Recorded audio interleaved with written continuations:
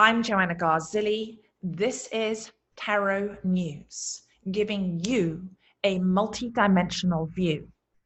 And today's news is the presidential candidate lineup for the Democratic debate on September the 12th. Today's date is September the 4th. And what Nick, who is behind the camera here, who is exec producer of Tarot News, we talked a couple of months ago, him and I, about what if we were to look beyond the politics, and which seems a little bit of an oxymoron, right? But to actually see what are the characteristics? Who are these candidates at a soul level? Are they based on their strengths, their weaknesses, their consciousness? Are they equipped to successfully represent for the Democrats, being that Democratic candidate, and then obviously to go on to 2020, which we will be covering as well. We'll be, going in depth in that. So also, I just want to reiterate that I am British, married to an American. I am a green card holder. I cannot vote. Another thing is that my focus is really to look at the spiritual. And so I do not like to take sides. I don't want to go left, right, or really make a comment on the agenda. I'm going to give you a perspective here to open your mind, to awaken your intuition so that you can feel confident in who you donate to and who you vote for. All right. So without further ado, let's get started. My news source here that Nick chose was by journalist Andrew Prokop, and he writes for Vox. And you will be able to see his article online on YouTube. I'll make sure we'll post on Twitter. We'll post a link to him as well to acknowledge what he shared here. So he talks about, he says, here's the finalized lineup for the September Democratic debate. And we're going to look at who's in the running, right? We're going to be picking from these cards here that for those of you are not going to be able to see this on Periscope, you can.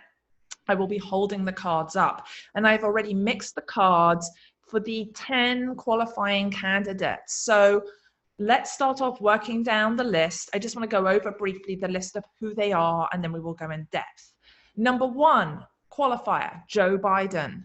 Number 2, Bernie Sanders. Number 3, Elizabeth Warren. Number 4, Kamala Harris. Number 5, Pete Buttigieg. Did I pronounce that right? I'm not sure it's possible to pronounce his name. Buttigieg. Buttigieg. Okay, he's getting a lot of attention already, right? Look at that. We already put a lot of focus on P here. I'm not trying to be flippant here. Sometimes if you see me joking around, I hope I do not offend you. If I offend you, I am sorry. It's not my intention. Heavy energy around politics. This is why I like to steer well clear of it, but spirit is calling me to it. So, number 6, Beto O'Rourke. Beto O'Rourke. Number 7, Cory Booker.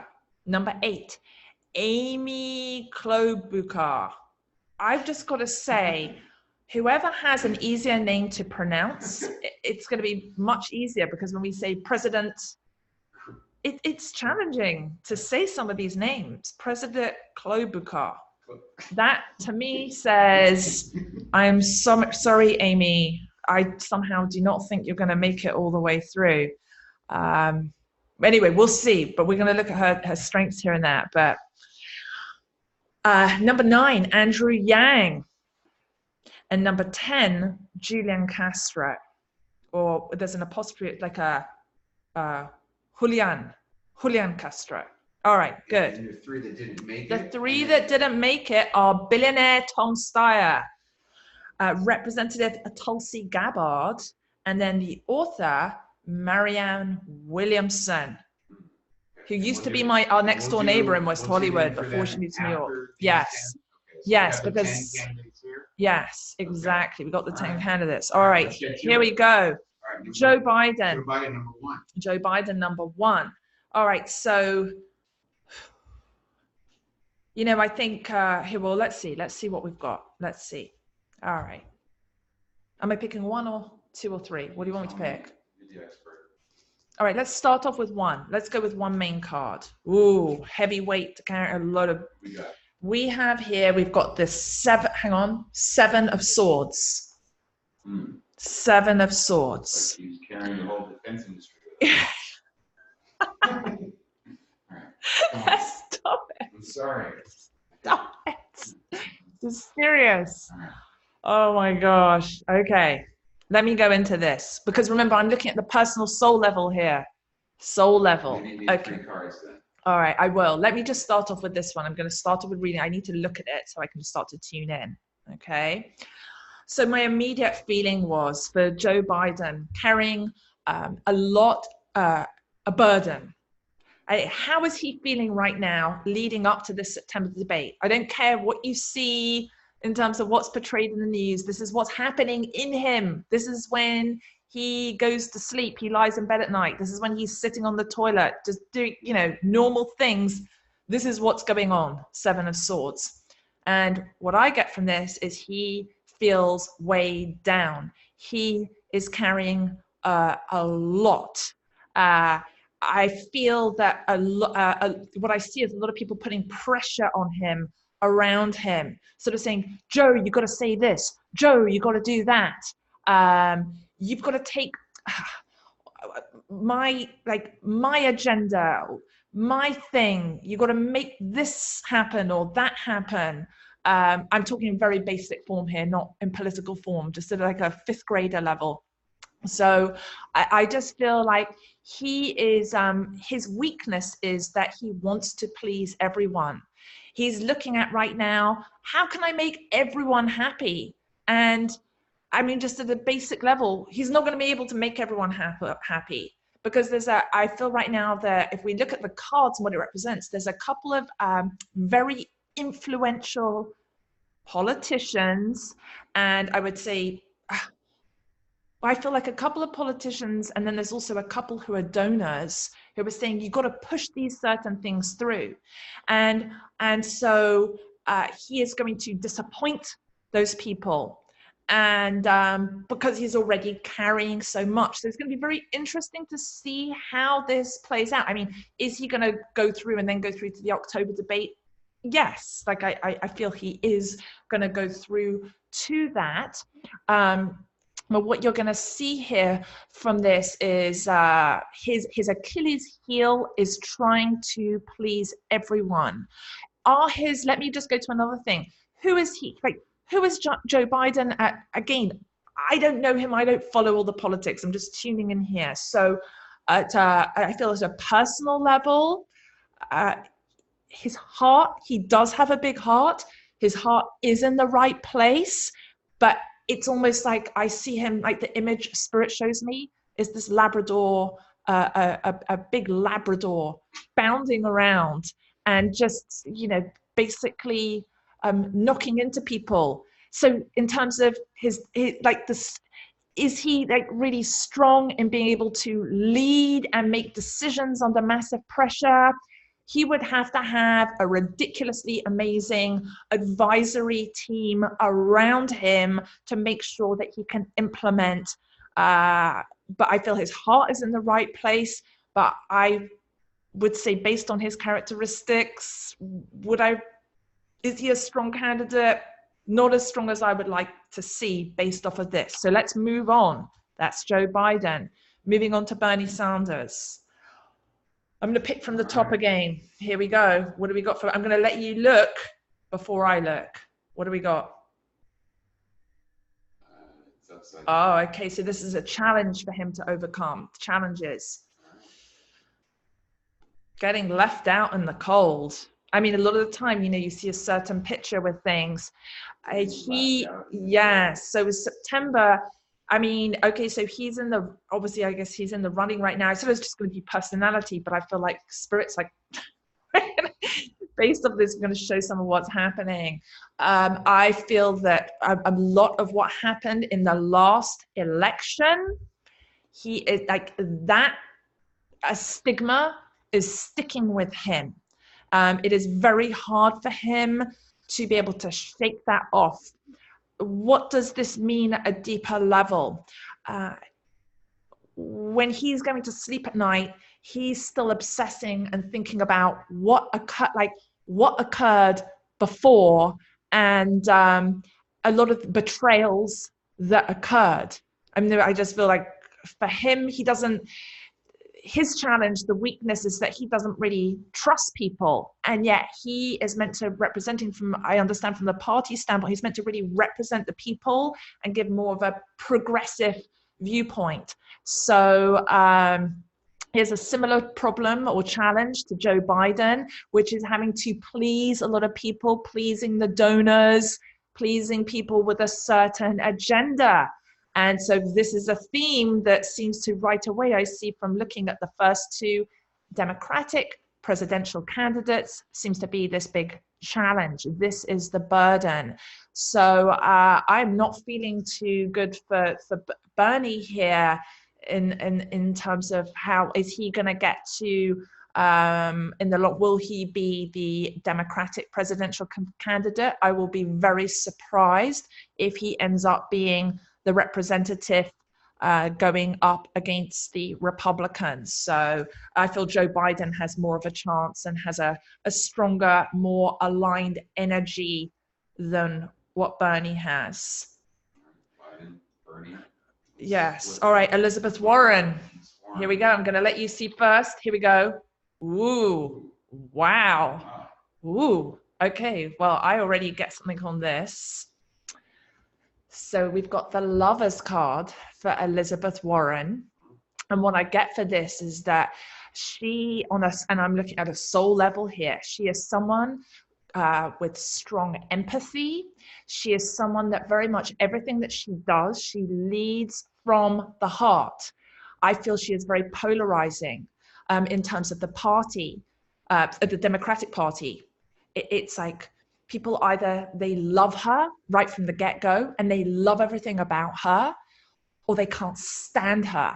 It's like they just are repelled by her. So what's interesting with Elizabeth Warren is that she is an extremely polarizing candidate. And so what does that mean? I feel that she will remain a strong candidate, like she will carry through, she will go through the September debate, she will make it to October. I don't know what the debate is after that. I mean, how many candidates does it end up being? What does it get narrowed down to in the end with the rounds of the debates before they pick the candidate? I'm not sure. I mean, it depends how many are still sticking in there before the first before Iowa, I think.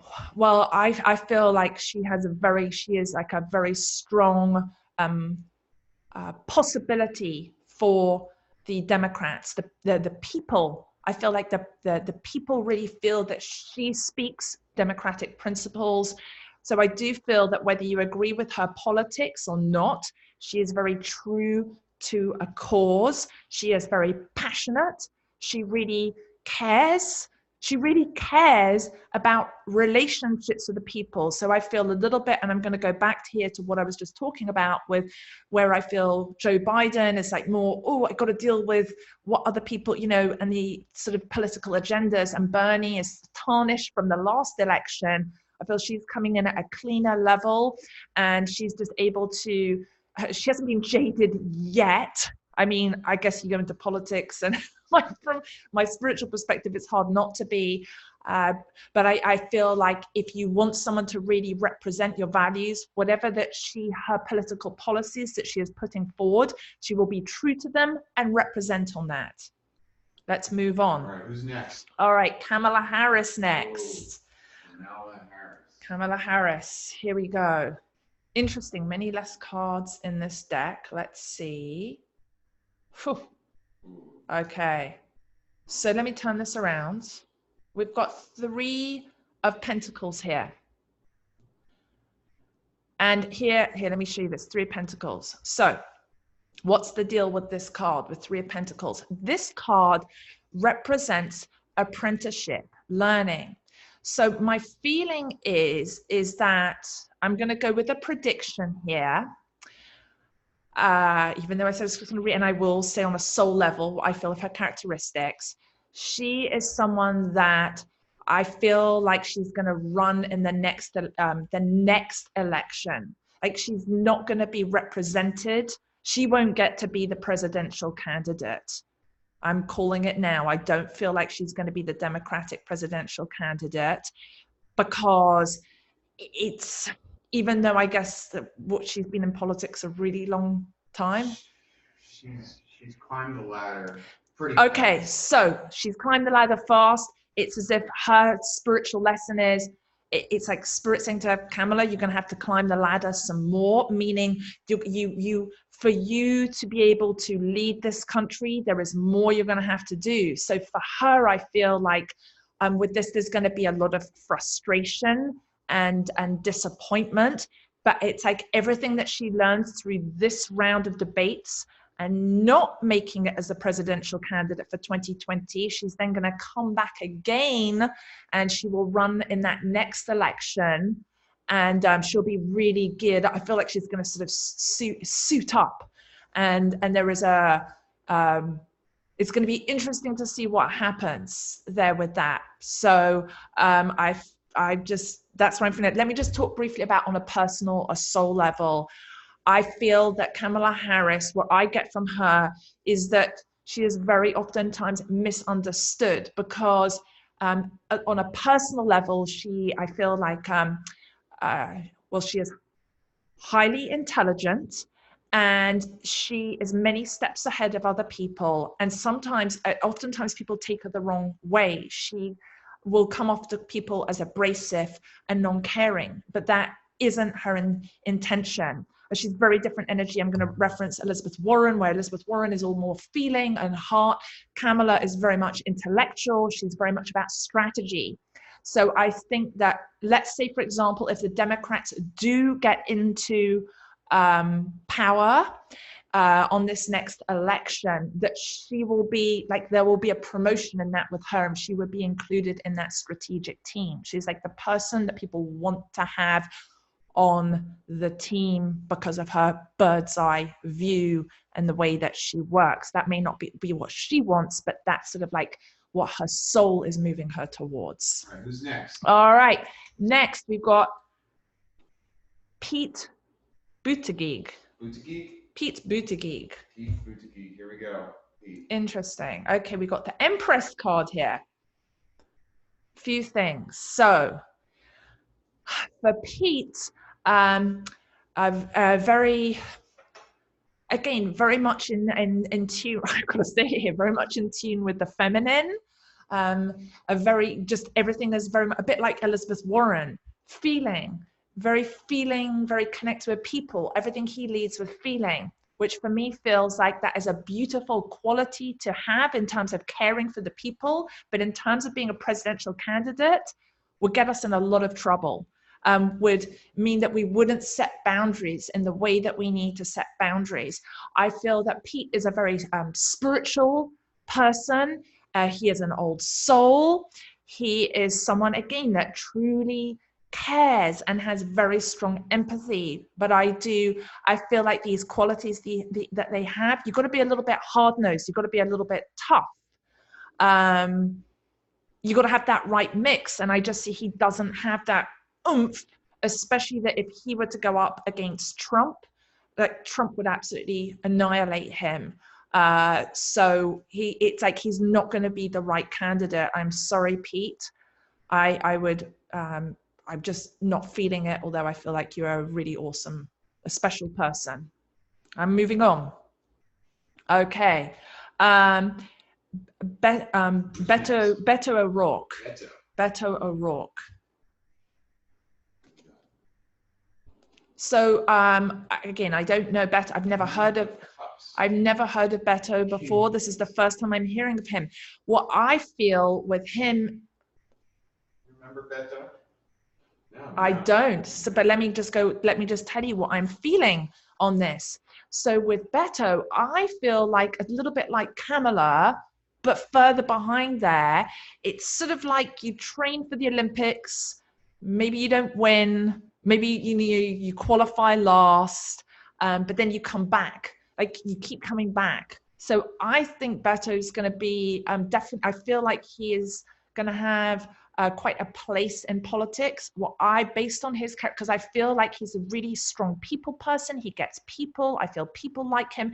He's really, like, his strengths, I feel, are about community service, about rallying people, humanitarianism, and so I would say Beto, why run for president? I feel like you can have more impact being on the ground and working with numerous non-profits and helping with things like when there are, say, natural disasters, or like providing resources and helping find solutions on a community level that can really represent the country on a global level. So I would want to include him in some form of like I don't know how you call it, the cabinet. What do you call it? Like that core team.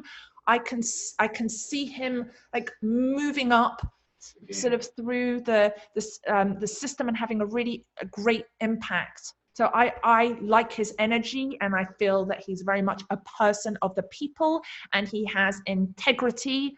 I just feel like he has like another sort of 5-10 years of dues to pay before he could really be taken seriously as a presidential candidate. And even then, I feel it's just not the right fit for him. But I feel he's going to make a really great impact and continue to build that impact. Who is next? Cory Booker. Cory Booker. Okay. Whew, interesting. Wow. The High Priestess. This is, I got goosebumps. Okay, Cory. I'm getting a very specific message here. Are you ready for this? I don't know who Cory Booker is. I'm just going to go with this. Cory, do not sell your soul to the devil. That is the message I'm getting here. Nick's just laughing in the background. I feel like for you, your biggest challenge is because you've got that similar pattern to Joe Biden, trying to please too many people, trying to fit in too many agendas, trying to get too much done. And what you need to do for this debate, I'm going to give you some advice here. Again, on the spiritual level, obviously not on the political level. Pick your issues, narrow those issues down, 1 to 2 issues, 3 maximum in the background. Stay away from everything else. Really focus on those things. And that's it. It's like jack of all trades, master of none. Pick your thing. And I think that, for Cory, I feel like he is very much, he's super strategic, but almost to a detriment, to a point of Cory needs to watch. He's got this blind spot where he gets a little bit driven by the ego. We need ego to lead. You do have to. It's sort of an oxymoron. You need to have ego to be to be a president, right? Because you've got to put your foot down at points. But I feel like there's more to be developed there.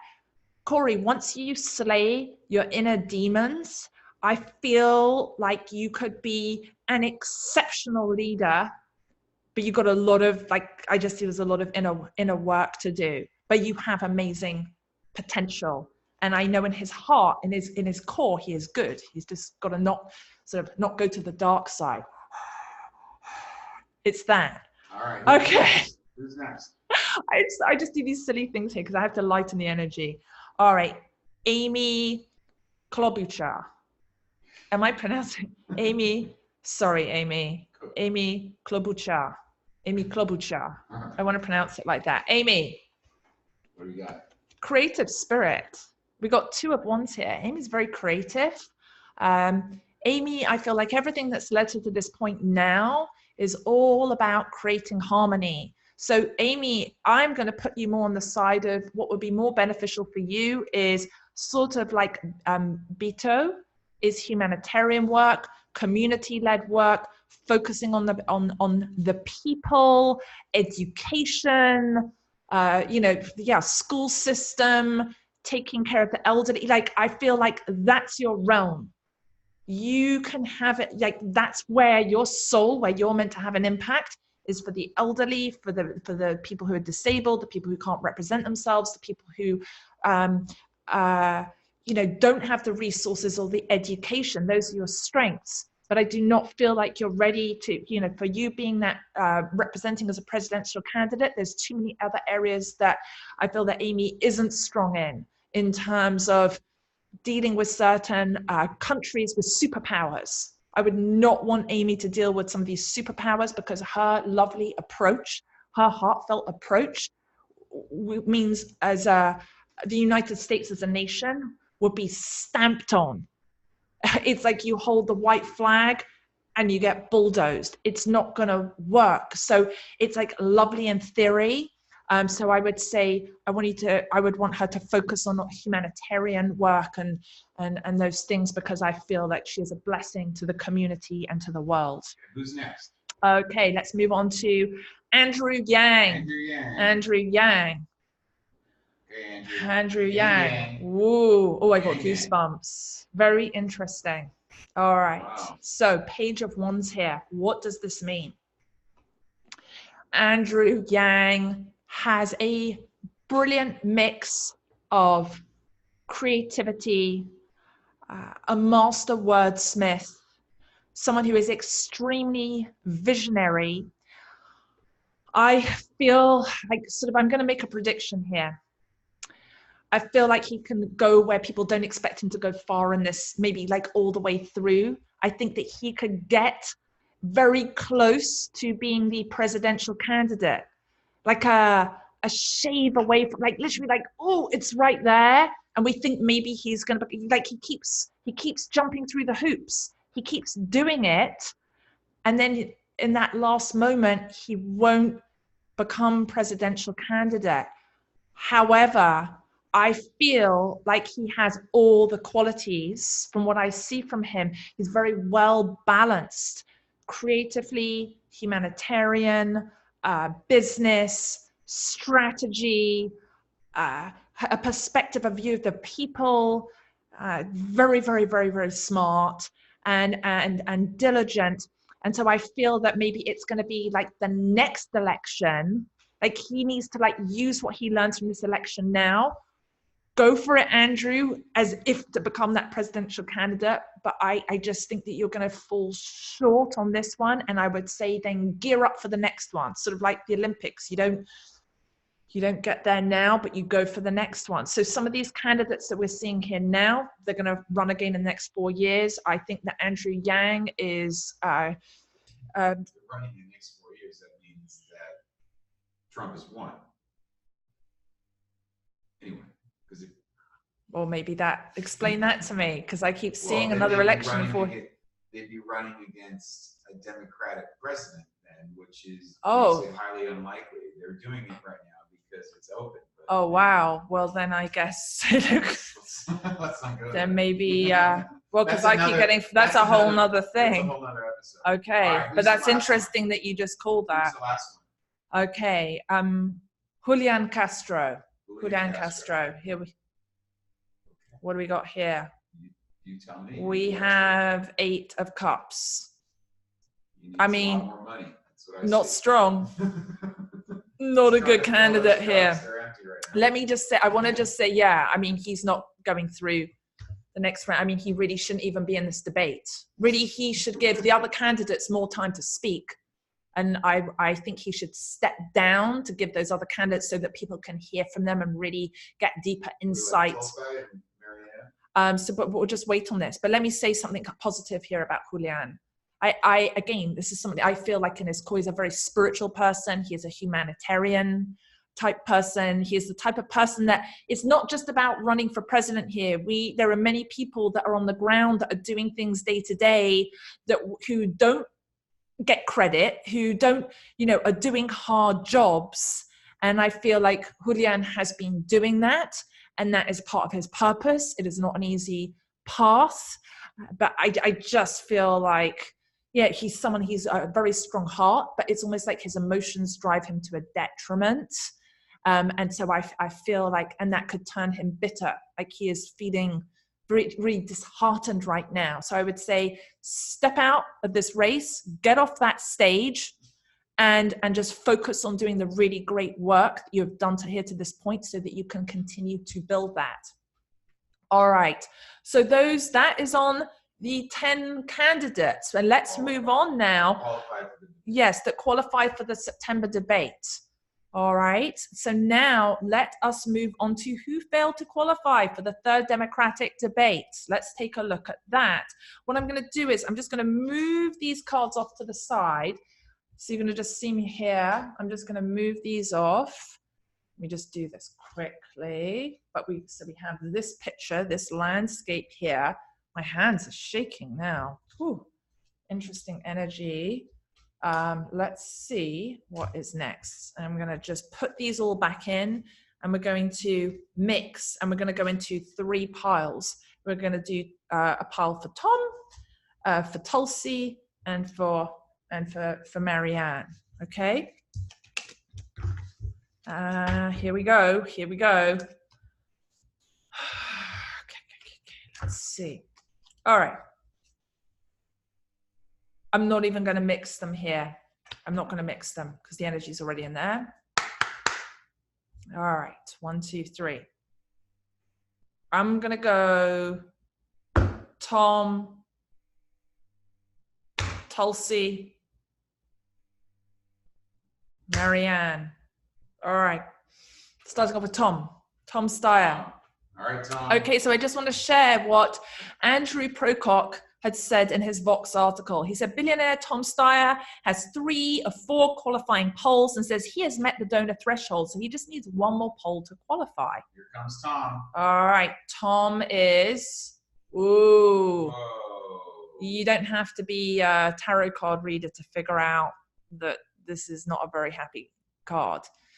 What this card, I'm going to sort of go on the underlying thing here. So what is a lesson here? You know, sometimes we think, if I just make this amount of money, if I just, you look at someone who has a lot, he's miserable right now. This card represents betrayal. This is a card of betrayal here. I wonder what conversations happened beforehand leading up to him deciding to get in the race. I feel like certain people made promises who are actually aligned or have sort of affiliations with Joe Biden and a little bit with Bernie Sanders, and then they dropped the ball on him last minute. So there's a lot of it reminds me out of that show, Billions. Stuff, agendas, things that he has got caught up in. So how do I feel about Tom Steyer as someone, I don't know anything about him, but what I will say is I do not feel like he would be the ideal candidate for the Democrat presidential candidate, because there is too much of a personal agenda in there. There is partly how he has become a billionaire is because it just feels like there is a lot of, like, for him, a lot of things are driven from what he wants rather than, say, some of the other candidates who are really focused on the other people. And I think ultimately one needs to find that balance of you have to focus on these certain things and be a little bit sort of ego, self-serving. How do I explain it? In terms of having strength to stand up for what you believe is best for the people. So I just want to add one more thing to this about Tom. On a personal level, I do feel, because I feel there is heart there in him, and there is caring. He's not a bad person. He's not an evil person or anything like that. But I just feel like he's got in his own way. And yeah, so I'm gonna leave it there with Tom, but it's not a happy card. So Nick, what does that mean in terms of when he needs 1 more poll to qualify? I mean, it's just it doesn't matter. Even if he got to go into this October debate, it wouldn't work out well for Tom Steyer. So it's just let's move on. I'm going to move on to and share here. Representative Tulsi Gabbard says she has met the donor threshold and she has 2 of 4 qualifying polls. So she needs 2 more polls to qualify. Let's just look at what's going on with Tulsi. Okay, so this card is the 4 of Cups. I feel like the Achilles heel for her has been her emotions, how I feel like she bit off more than she could chew. I feel like areas for her to grow. I would say you've been too naive. And there are all these strengths underlying. Like I feel like on the surface, she looked like a very strong candidate, but there's just too, here's what I'm getting. I feel sometimes like some of her policies, they're not grounded. Like if you had to, they're lovely in a sort of like an ideal, they're ideological, it's like lovely thinking, but in reality, they're totally unrealistic and ungrounded. They're just like not doable based on the current political system. And I think this is why I feel like the public, they're just like, we like you. She's very likable as a person, but her strategy is not strong. So if she got into the October debate, let's say that happens, again, she should just, if she has the opportunity for October debate, she shouldn't get up there. She should let other candidates speak, because I feel that the other candidates that have got through so far are a much better fit, a stronger. Last one, Marianne Williamson here. Everyone loves to look at Marianne. So let's see, what do we got? She's definitely swinging that sword. Page of Swords. Yeah, she does not want to go down here. So I think, so for Marianne, let's look at a personal level here. Spiritually, Marianne is a brilliant communicator. Why has she not gone through? Because politically, she needs to, and the expression that's coming from spirit is she needs to cut her teeth more. You know, she needs to have sharper teeth. It's almost like what I get shown is, oh, this is so crazy, I'm going to just say it, rabid dogs. Like, ah. Yeah. And Marianne is someone that she does have this formidable spirit. You can't be a multiple New York Times bestselling author and global spiritual leader, but I just feel like a lot of what she does and represents does not translate to politics, does not translate to Washington, D.C., is not grounded, is not realistic. And I think Marianne is amazing in a lot of ways, but for her to go and represent the Democrats, there is not enough credibility. She will be shot down in flames. Even if she, let's say, tried to run as a candidate for future in another election, it's just not gonna, I will be shocked if she comes through with things. If she were to like come up sort of like, I don't know, like Rocky, it pops into my head, she would have to get deep into working through politics from the ground up at a really like, I guess, again, I don't know or understand how it all works, but sort of like at the Senate level, she would have to go and move to Washington, D.C. She'd have to go and pick someone's office to work in, or get really aligned with a senator or a governor and take that path and really pay her dues in that, and then marry that with her expertise as a spiritual leader. I do feel like she will, she's hitting some notes that really resonate with people on a heart level, but she is not a candidate that I would bet on, and hence why she hasn't qualified so far. So there